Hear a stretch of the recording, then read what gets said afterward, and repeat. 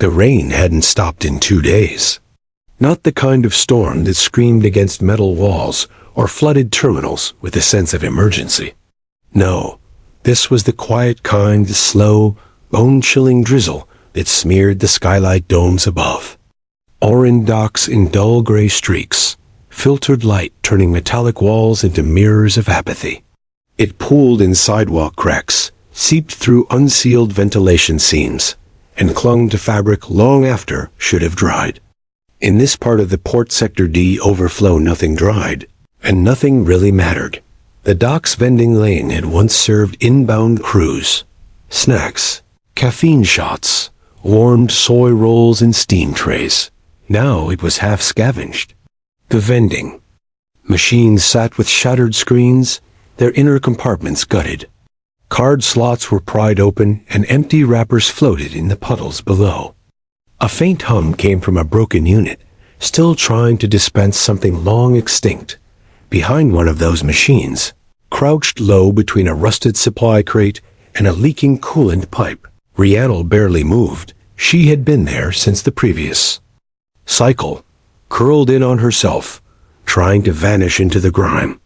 The net fiber shawl, knotted across her chest, had once been ceremonial worn during Ori bonding rituals.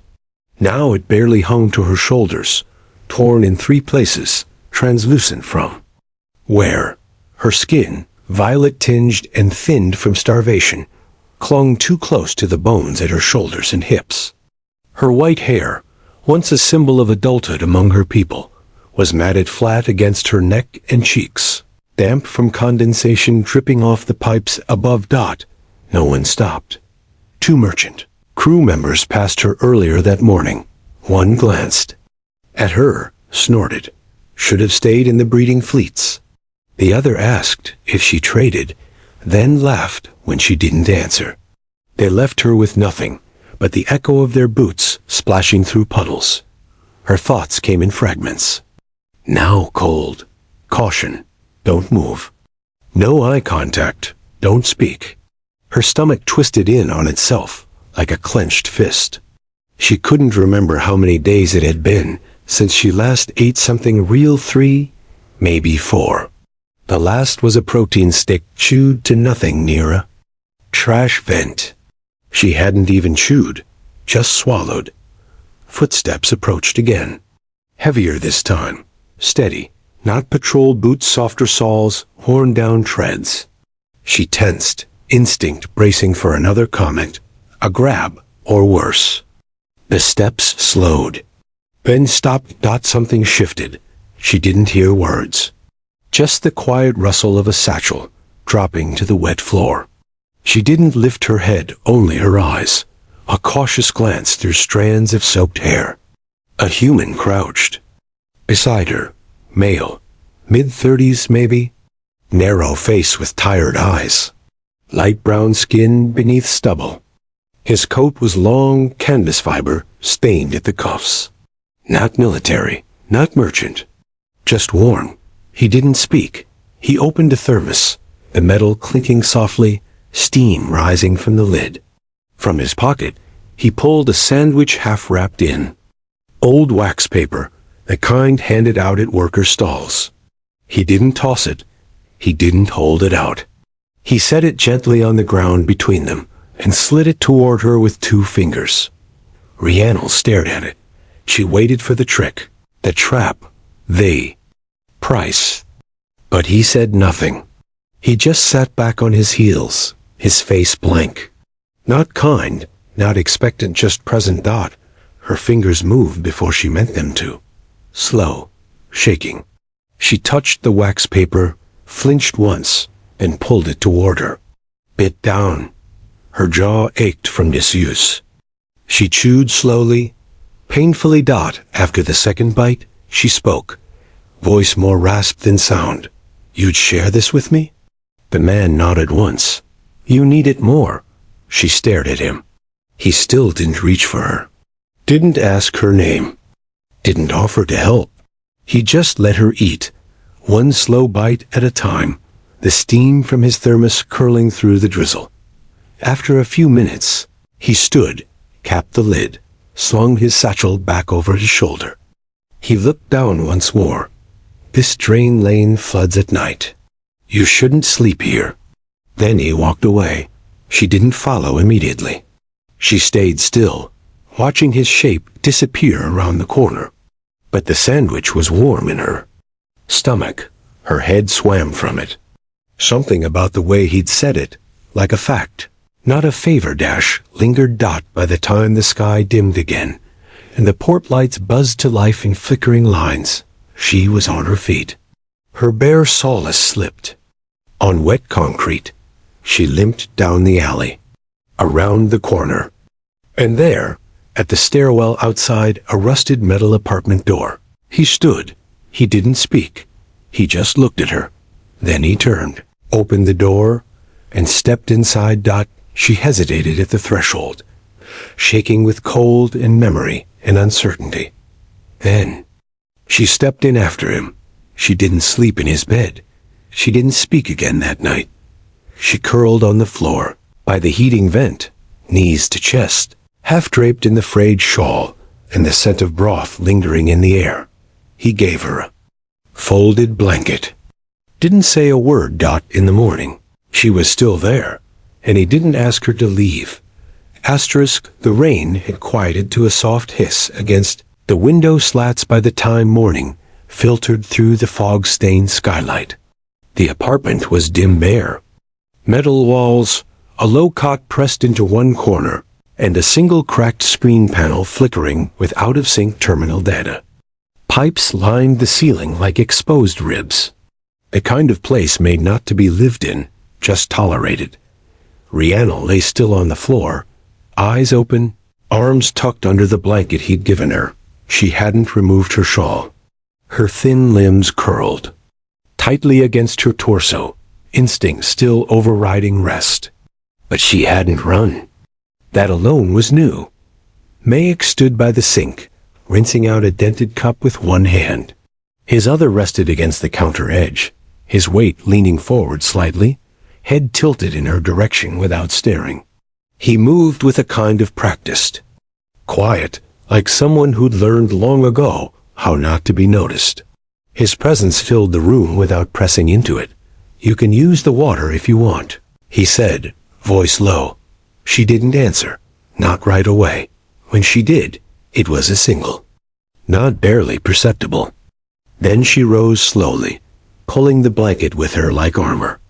Her bare feet met the floor with the stiffness of someone whose legs had forgotten comfort. She moved toward the small sink, watching him the whole time. Not with fear, with calculation. As if waiting for the moment, the offer became a trap. It never did. He stepped aside, giving her space, and turned to the stove. She let the water run cold first, hands trembling as she held them under the stream. Her fingers were cracked near the joints, skin flaking where it had dried too long. She scrubbed without soap, just friction and patience, watching grime swirl into the drain. When she was done, she looked around. A clean towel hung from a rusted hook. She didn't ask. She dried her hands slowly, methodically, as if learning how again. Mayek had heated a packet of lentil paste. Bland, but filling. He set a bowl down. On the floor, not too close. She sat cross-legged, still silent, and ate. Her pace was slow, not cautious this time measured. She chewed each bite like it might be her last, but no longer expected it to be taken. He didn't eat with her. He sat at the small fold-out table nearby, sifting through a half-stack of data sheets with tired eyes. In truth, he wasn't reading any of them, just giving her space that wasn't distance. After she finished, she stood. He tensed slightly, not from fear, but uncertainty. She picked up her bowl and walked to the sink. He watched as she washed it, dried it with the same towel, and set it beside his. Then she returned to the floor, folded the blanket. Again, didn't speak, didn't ask to stay, just didn't leave. He didn't tell her to go. That night, when he returned from his shift jacket soaked, boots heavy with street water, she was still there. sitting cross-legged in the same corner near the heater vent, her hair slightly combed now with her fingers, a scrap of fabric binding it back. The same oversized shirt he'd left drying on the rack now wrapped around her like it belonged to her. Her eyes met his. She didn't flinch. "I didn't take anything," she said. His voice was flat. "Didn't say you did. I waited. You didn't have to. I know." He stood quietly at the threshold. She remained seated, a sealed ration kit resting in her lap, unopened. He took it, heated it, returned, and handed it back. Took it with both hands. A few bites in, she looked at him again. "This is different." "What is?" "Being here. It doesn't feel like hiding." He didn't know what to say to that, so he didn't say anything. He sat across from her. Instead, the small room filled with the sound of quiet chewing, of the heater's fan spinning softly in the wall vent. Outside, the drizzle started again, steady and dull. Inside, a strange new stillness settled, not just silence, but something gentler. The hush that followed pain, maybe. Or the beginning of something that didn't have a name yet. Later, she asked the question that had been forming behind her eyes for hours. "You don't touch me." "Why?" He looked at her, not blinking. "Because you haven't asked me to." She processed that slowly. Most would have. "I'm not most." She didn't smile. Not yet. But something eased in her shoulders. At night, she curled near his sleeping mat, not on it. Touching, just near. He didn't move. Didn't he pull her closer? She didn't speak again. But when the lights dimmed and the sound of distant freight haulers echoed through the ductwork, her hand inched across the floor, just enough that her fingers brushed the edge of the blanket he was wrapped in. He didn't pull away. And by morning, she was still there. Asterisk. The third morning came without fanfare, just the quiet hiss of mist sliding down window seams, the faint creak of heat cycling through a rusting vent. Mayek stirred first. He always did. Years of waking to unspoken responsibilities had made his internal clock more reliable than any terminal alarm. He rolled onto his side on the floor mat, careful not to move too suddenly. Rhiannon was already awake, sitting upright near the couch. Her knees were drawn to her chest, arms wrapped around them beneath the oversized shirt she now wore like second skin. Her white hair had been roughly combed again, bound in a makeshift twist with a strip of thermal liner. She stared at the screen, panel across the room, watching the static flicker. "You didn't sleep," he said, voice low, scratchy with sleep. "I did," she replied. "Just not all at once." Her voice was clearer today. Not strong, but steadier. He sat up, pushed the blanket aside, and moved toward the stove. She didn't flinch this time, just followed his motion with her eyes. "You want tea or broth?" She hesitated. "Broth." He didn't comment on the choice, just filled the pot with water and opened a sealed pack of basic protein broth. It smelled like lentils and salt, bland but warm. As it heated, she unfolded from her position, stood, and crossed to the sink. She didn't ask permission this time.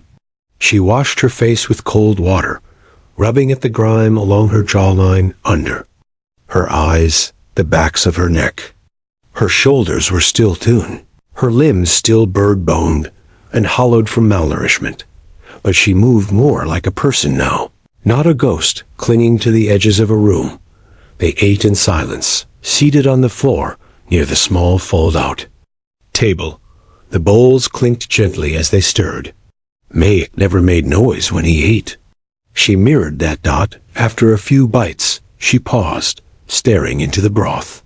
Her voice came slowly, as if she'd unburied it from something deep. "I lied." He looked up. "Before, about where I came from." "Not all of it, just after the camps." She didn't meet his eyes. "I said I drifted here. That wasn't true. I escaped." He didn't move. Didn't nod or press. Just listened. They called it a contract post, but it was a labor cage. They marked me defective because I had an infection. I wasn't dying, just sick. Couldn't keep up with quotas. They locked me in an air cell with others flagged for offload. Her voice shook, then steadied. There was a power brownout. I don't know who opened the hatch. I just ran. Hid in a freight hull, and didn't come out for a whole cycle. When it docked at Orend, I slipped through the customs blind spot between maintenance gates. No one saw me. I made myself not be seen. He waited a beat, and quietly asked, "And after that?" I stopped eating when people started looking. That landed like a weight in the room. Heavy. Real. Not dramatic, just raw. Because you thought they'd report you? She nodded once. If they saw me survive, they might send me back. Or worse. Mayak set his bowl down. No one's sending. You anywhere. Her fingers curled around the ceramic rim, trembling just slightly. I know. There was a long silence between them. But it wasn't hollow. Later, while he was out on shift, she cleaned. Quietly. Carefully.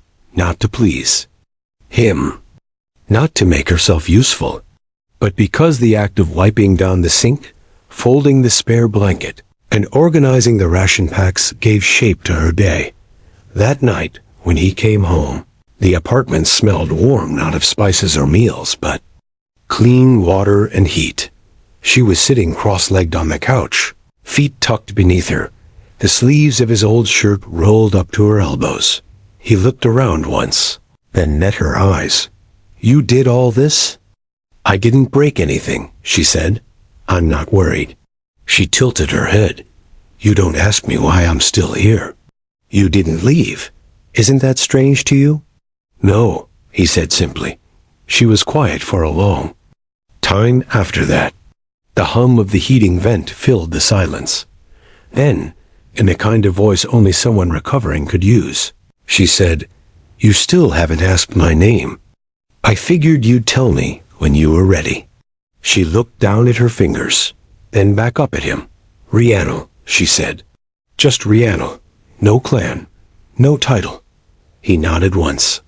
I'm Mayak. I know, she said, and then, like it meant something, like it was more than ceremony. She pulled one of the old sticky notes from the drawer near the terminal, scribbled something with the blunt edge of a stylus, and stuck it to the cabinet above the stove. Mayak read it after she went to sleep. Not a guest, not a burden. I live here. He stared at the note for a long time. Then, without a word, he left it exactly where it was. Asterisk. The rain finally broke the next morning, not with sun, but with a thin mist that hung like fog along the port corridor. The windows in Mayak's apartment no longer rattled from pressure shifts. The silence was almost startling. Still, he woke at the usual time, blinking against the gray light bleeding through the frosted screen wall. Rhiannon was already at the stove, barefoot, crouched low with her knees tucked beneath her. The oversized shirt she wore had been adjusted again, sleeves tied at the wrists with thread from a ration pack seal, waist gathered tighter with a torn scrap of blanket. Her hair was still damp from washing, pulled into a knot high on her head, with uneven strands falling around her pointed ears. Mayak sat up slowly, careful not to startle her. She glanced over her shoulder when she heard the mat shift beneath him. I reheated the rice broth, she said softly. Didn't burn it this time. He rubbed the back of his neck and stood, stretching. I don't mind it burnt. I do. He walked to the table, sitting in his usual spot. She brought 2 bowls and set one in front of him. Her hands didn't shake anymore. She didn't flinch when he moved. When she sat, she didn't keep her knees drawn to her chest like before. She folded them to the side and rested one elbow on the table's edge. It was the smallest, quietest kind of shift, but it felt like sunlight. Halfway through the meal, she asked, Do you always live alone? Yeah, he said, Always cheaper near the ducks. No neighbors to bother you. She nodded, chewing. Slowly. Then you don't touch me. He paused mid-bite. No. Most would have. He didn't answer at first. Just lowered the spoon, pushed the bowl slightly to the side, and looked at her. Do you want me to? Rhiannon didn't blink. Her eyes held his, clear and steady. I don't know yet. That's okay. She seemed to breathe easier after that. Not relief permission. That night, she pulled the blanket from the couch and didn't curl up it. A far end like usual. She lay down beside Maek's mat, not touching, but near enough that the heat between them could be felt. She didn't close her eyes for a long time. And when she finally did, she whispered, I didn't dream. He turned. His head slightly. That's good. I haven't had a night without dreams since I left the silo. He didn't speak after that. Just lay still, listening to her breath even out. The next day passed in quiet routine. She did the washing again. Sorted supplies. Maek came home with an extra ration pack and a small tin of seasoning he thought she might recognize. She didn't react right away, but later that night, she used it in the soup. The flavors were faint, but they mattered. The steam from the pot curled against the low ceiling. She stood with her arms crossed, leaning against the wall while he ate. She wasn't waiting on approval. She was observing, learning his rhythms. When they were done, she moved to the small closet by the screen terminal, pulled out the tin she'd hidden behind the panel. It was small, dented, and sealed with a strip of waxed cloth. Maek watched as she opened it slowly and removed a single piece of embroidered fabric dark blue with silver thread woven through in looping patterns. It was worn, faded, but unmistakably Ori. Culture that no longer had a homeland. This was the last thing I owned before they took everything, she said. He stayed seated, not reaching for it. I've never shown it to anyone. Do you want me to have it? No, she said. But I want you to see it. He looked at the threads closely, recognizing nothing, but understanding everything. She folded it again and placed it back in the tin, sealing it with care. When she looked up, her eyes had softened around the edges. I'm not afraid anymore. He nodded. You shouldn't be. She stepped forward. Not fast, not hesitant, just present. And when she stood close enough that he could feel her body's heat, she reached out, not grabbing, not asking, but gently brushing her fingers against the side of his hand. He didn't move away. She let her touch linger, her palm sliding slowly over his wrist, her thumb pressing just barely against his pulse. I've had people touch me before, she said. Some rough, some pretending to be gentle, but it was always about them. Their need, their want, not them. No. Her voice was steady now. If I ever want that with someone, she looked directly into his eyes, I want it to be you. Maek's voice didn't tremble when he answered. Only if it's what you choose. I don't take anything that's not freely given. She didn't speak again, just curled her fingers into his and stood there.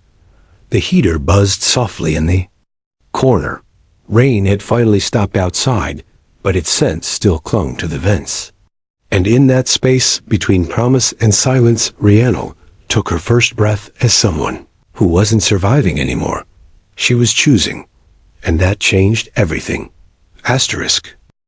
The air outside had shifted, not just in temperature, but in tone. The kind of stillness that came after long rain, a quiet that made you realize how loud the world had been before. Oran docks steamed faintly beneath a haze of vapor, metal. Walkways slick with condensation. Pipes dripping rhythmically onto the ground. From behind the cracked window slats of Maek's apartment, Rhiannon watched the sky lighten into a soft, colorless morning. She had slept beside him again, not in fear, not out of cold, simply beside. Her fingers had stayed curled lightly in his, neither of them needing words. Now she stood near the window, barefoot, wrapped in the long coat May kept by the door. It swallowed her frame, the sleeves folded twice, collar brushing her jaw. Her hair, clean and tied back with a strip of cloth, hung down her spine like a pale ribbon. Her eyes were steady, no longer scanning for exits. When Mayek stirred, she turned slightly, but didn't speak. He rose from the mat slowly, stretching his arms above his head, joints cracking. He noticed the coat, the way it draped over her shoulders, and didn't comment. "I want to go outside," she said. His brows lifted, barely. "Outside where?" "Just around the block, with you." He blinked once, rubbing at the stubble on his jaw. "Now? Before I talk myself out of it." He studied her expression, not defiant, not impulsive. Just resolved. "All right," he said, "but stay close. No one's going to stop us, but I don't like people looking at you like they used to." She nodded once and followed him to the door. He handed her a pair of worn sandals, too big, but they stayed on as she walked. Carefully. She didn't flinch when he stepped close to adjust the strap, just placed her hand briefly on his shoulder for balance. Outside, the dock lane was nearly empty. A hauler drone buzzed low overhead, casting a brief ripple of shadow across the walk. The air smelled of wet metal and fuel. Rhiannon stayed close to the wall, but not pressed against it. Her fingers brushed the seam of Mayek's coat every few steps, just to check he was still real. They didn't talk during the walk. Didn't need to. She kept pace with him, eyes alert but calm. They passed shuttered storefronts, a water reclamation, pipe with rust bleeding from its mouth, and the spot where she'd once slept, curled behind a vending machine, no longer functional. She didn't look at it. When they circled back and reached the apartment stairwell again, she paused before stepping inside. "You did that for me," she said softly. "I just walked next to you." Same thing. Inside, she took off the coat, hung it without being asked, and moved to the sink. She filled the basin with water and reached for the faded shirt and 2 spare sets of work clothes from the laundry rack. She washed them slowly, carefully, using the brush she'd found under the supply shelf, scrubbing out the salt rings and fuel marks like it mattered. Mayek watched her from the table, silent. Later, when the clothes were drying near the vent and she sat beside him sipping broth, she looked over and said, "You don't touch me unless I move first. That's still okay?" "Yes." "Do you want more than that?" Mayek's hand remained around the mug. "I want what you want. Nothing more, nothing less." She held his gaze. "I don't know what I want, not all the way." "Then we wait," he said. She nodded slowly and reached out and touched his wrist again. This time, her thumb lingered. "But if I ever do, I think it would be with you." He didn't move to pull her closer, didn't reach for her, and somehow, that was everything she needed. That night, she didn't go to the couch. She lay beside him on the mat, not in desperation, not in pain, but as a choice. A deliberate, slow movement across the floor, blanket draped over her shoulders. She curled close, not clinging, just sharing warmth, and when she reached for his hand, he gave it without hesitation. They didn't speak in the dark. Her breath stayed even. Her body pressed lightly against his. When morning came, Mayek woke to the smell of tea and the sound of cloth stirring near the stove. Rhiannon was already up, her hair tied, her sleeves rolled back, a basin beside her, and sunlight, soft and pale, tracing across the apartment walls like a quiet invitation. Something had shifted again. She was no longer the girl who had slept outside. She was someone brushing her fingers across a stranger's jaw and saying, "I choose to be here, and I'm not leaving."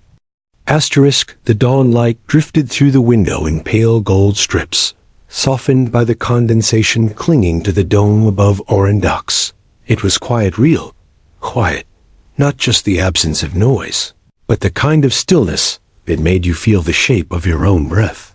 Mayek stood at the terminal by the wall, fingers hovering over a dusty interface panel, trying not to think too hard about what he was about to do. Behind him, Rhiannon moved with practiced ease, now barefoot, calm, present. She had washed her hair again that morning, and the long white strands hung clean down her back, damp at the ends. She wore the same oversized shirt she'd arrived in, but now it was cinched neatly at the waist, sleeves cuffed and rolled. It didn't cling to her anymore like a shield. It moved like fabric someone had chosen. The apartment felt different too. Not rearranged, just lived in. The couch had been turned slightly toward the window. The sink area was scrubbed. The table always had 2 cups instead of 1. Her presence no longer hovered in the corners. It inhabited the space. "I registered a sleeper berth," Mayek said quietly, tapping the final confirmation key. "Civilian hauler, outbound tomorrow. No questions. No scans, just us." Rhiannon didn't answer immediately. She was standing near the heating vent, tying her cloth strip, the one with the silver ori stitching around her wrist like a bracelet. It was the only thing she'd kept from before. A story she still hadn't told in full. He didn't ask. "Tomorrow." She repeated. He nodded. "We don't have to stay long. Just enough to start over." Her eyes lifted. "Start over, not hide." "No," he said, "not hide." She moved to the shelf, picked up the thermos he'd once placed beside her in the rain, the same one she had held in her lap when she waited outside his door that second night. It was dented now, scratched with age. But when she unscrewed the cap, it still smelled faintly of broth. She looked up at him. "I want to tell you something." Mayek turned from the terminal, meeting her gaze. "I wasn't sure I was a person anymore," she said. "Not after the camps, not after Orvin. You didn't fix that. You didn't rescue me." He didn't speak. He just listened. "But you stayed. And that gave me enough space to remember what it meant to exist." Mayek stepped closer, not urgently, not dramatically, just close enough to reach out and rest one hand gently on hers, covering the thermos. "I didn't know how to be anything else." She smiled, soft and tired, but real. "That's what I needed." She leaned into him, and he let his arms rest lightly around her shoulders. There was no urgency to it, no desperation. Just wait. Shared and steady. That night, they packed what little they would take. She chose her own clothes, simple things, carefully folded. A ration box she still liked. A spare data pad. Mayek packed his old thermos, his jacket, and the tin she'd shown him once, but never again. At sunrise, the dock lights blinked on like the start of a new cycle. The corridor smelled faintly of steam and fresh chemical scrub. They walked side by side, her wearing his coat, sleeves rolled twice. Him carrying the bag, she carried the thermos. They didn't speak. They didn't need to. Before they boarded the hauler, Rhiannon paused at the edge of the platform and looked back, toward the sector she had nearly died in, toward the vending machines and rusted scaffolds and broken vents that had once been her hiding place. The place where no one saw her, where everyone laughed or passed by or asked what she could trade. And then, quietly, she said, "Thank you for feeding me." Mayek didn't look back. He looked at her. "Thank you," he said, "for staying." They boarded together. Weeks later, on a smaller port orbiting a warmer moon, their names appeared on a civilian manifest. No flags, no alerts, no watchers. Just 2 people listed together, one entry marked partner. Mayek didn't stumble on the word when he gave it to the terminal officer, and Rhiannon stood beside him when he said it. They found a place modest, carved into the side of an old supply outpost converted for residential lease. A market open twice a week. The air was dry and warm. Birds chirped through the wires overhead, nesting in the rafters that arched over tiled walkways.